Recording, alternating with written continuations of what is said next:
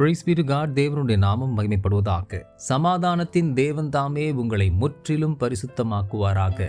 கர்த்தராகிய தேவனை நாம் ஆராதிக்கும் பொழுது நமக்குள்ளாக ஒரு தெய்வீக சமாதானம் நிலவுகிறது. நமக்குள்ளாக ஊடுருவி பாயும் அந்த சமாதானத்தின் தேவன் என்ன செய்கிறார் என்று பார்த்தால், அவர் நம்மை படிப்படியாக பரிசுத்தமாக்குகிறார். ஆம், அனுதினமும் அவரது சமூகத்தில் அமர்ந்து அவரை தியானித்து ஆராதிக்கும் பொழுது நமது உள்ளான மனுஷன் நாளுக்கு நாள் புதுப்பிக்கப்படுகிறான் என்று பவுல் குறிப்பிட்டு கூறுகிறதை நாம் அறிந்திருக்கின்றோம். அன்பார்ந்தவர்களே, கொரிந்தியருக்கு பவுல் கூறின வண்ணமாய், கர்த்தரே ஆவியானவர், கர்த்தருடைய ஆவி எங்கே உண்டோ அங்கே விடுதலை உண்டு. நமக்குள்ளாக ஊடுருவும் ஆவியானவர் நமது பழைய பாவ கட்டுகளில் இருந்து நம்மை விடுதலையாக்கி விடுகிறார். அவைகள் நீக்கப்பட்டு நம்மை பரிசுத்தமாகவே மாற்றி விடுகிறார். இன்றைக்கும் தேவனது ஆலயத்திற்குள் இத்தகைய விதமாய் நாம் தேவனை ஆராதிக்க பரிசுத்தமாக்கப்படுகிறோம். பரிசுத்தமாக்கப்பட்டு நாம் எல்லோரும் திறந்த முகமாய் கர்த்தருடைய மகிமையை கண்ணாடியிலே காண்கிறது போல் கண்டு ஆவியாய் இருக்கிற கர்த்தரால் அந்த சாயலுக்கு தானே மகிமையின் மேல் மகிமை அடைந்து மறுரூபமாக்கப்படுவோம். God bless you abundantly.